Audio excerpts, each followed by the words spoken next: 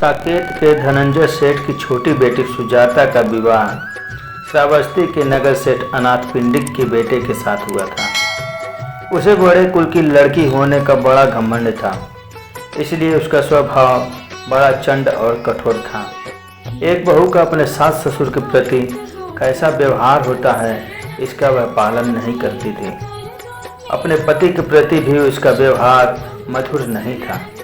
मैं बड़े कुल की बेटी हूँ, ऐसा कहकर वह सदैव घर के लोगों का अनादर करती थी। अनाथ पिंडिक श्रद्धालु बुद्ध भक्त था। एक दिन भगवान बुद्ध भिक्षु संघ के साथ अनाथ पिंडिक के घर आकर बैठे।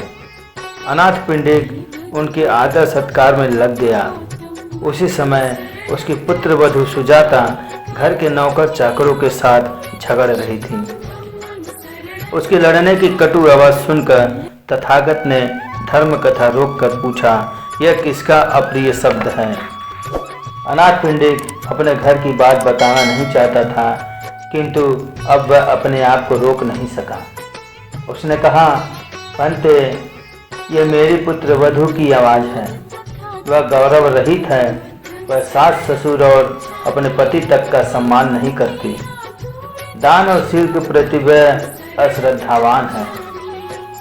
उसके कारण हमारे घर में सदैव कलह रहता है। भगवान बुद्ध तो अंतर्यामी थे। उन्होंने सब कुछ समझ लिया और अनाथ पिंडिक से कहा, अच्छा तो उसे बुलाओ। वह आकर भगवान बुद्ध की वंदना कर एक ओर खड़ी हो गई। तथागत ने उससे पूछा, सुजाता, पुरुष की भार्याएं यानी कि पत्नियां 7 प्रकार की होती हैं। उन 7 प्रकारों में तुम कौन सी हो? सुजाता की समझ में कुछ नहीं आया। उसने पूछा, भंते, मेरी समझ में कुछ भी नहीं आया। विस्तार पूर्वक समझाकर बताएं। तो कान लगाकर सुनो। ऐसा कहकर भगवान बुद्ध ने विस्तार से कहा, सुजाता, पहली प्रकार की भार्या को वधक भार्या कहते हैं। वह क्रोधी, दूसरों की अहित करने वाली, निर्दया, अपने पति की अवहेलना करने वाली और दूसरों को चाहने वाली होती है। वह घर के दास दासियों को मारने वाली क्रूर स्वभाव की होती है। सुजाता, दूसरी प्रकार की भार्या चोर भार्या कहलाती है। वह अपने पति की कमाई में से चुराकर अपने पास रखती है। सुजाता, तीसरी प्रकार की भार्या आर्या भार्या कहते हैं। वह काम से जी चुराने वाली, आलसी, अधिक खाने वाली और अप्रिय बोलने वाली होती है। वह स्वभाव से कठोर, चंड और घर के सेवकों को दबा कर रखती है। सुजाता, चौथे प्रकार की भार्या को माता भार्या कहते हैं। वह हमेशा दूसरों की हितैषी तथा उन पर दया करने वाली होती है।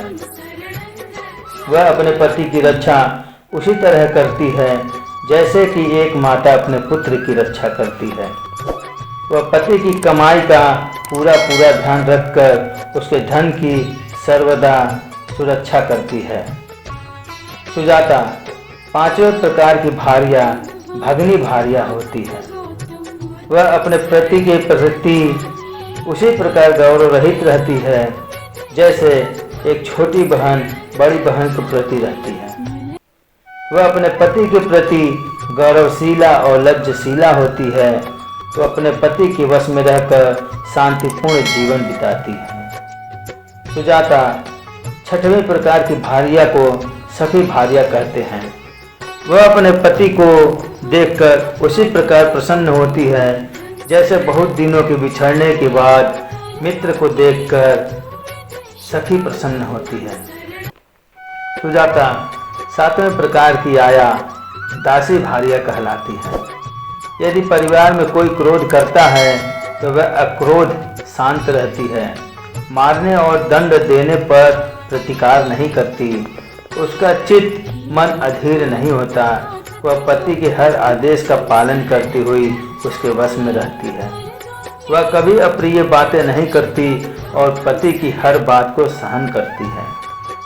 इस प्रकार 7 प्रकार की भार्याओं का वर्णन करके भगवान बुद्ध ने सुजाता से कहा, पहली 3 प्रकार की भार्याएं बधक, चोर, आर्या भार्याएं दुश्शील, कठोर और अनादर युक्त होने के कारण यहाँ भी दुखी रहती हैं और मरने के बाद भी उनकी दुर्गति होती है।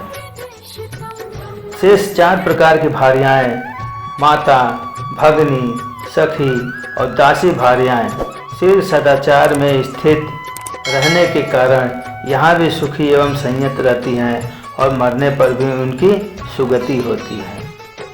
सुजाता, अब तू ही बता, इन 7 प्रकार की भार्याओं में से तू किस प्रकार की भार्या है?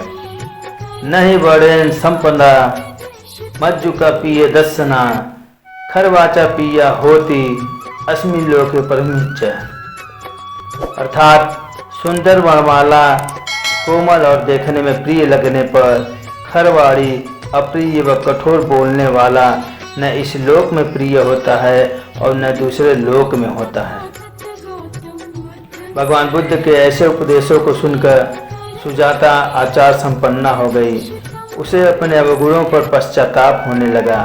भगवान बुद्ध के अपने एक ही उपदेश में गृहवधू सुजाता को शांत कर दिया। उसका मन श्रोतापत्ति फल विकार रहित शुद्ध एवं शील सदाचार की धर्मधारा में बहने लगा। उसने भगवान बुद्ध की सिर से 3 बार वंदना की और कहा, भंते, मैं दासी भार्या बनकर रहना चाहती हूँ। उसने अपने सास ससुर तथा पति के पैर छुए और दास दासियों के प्रति अच्छा व्यवहार का आश्वासन दिया।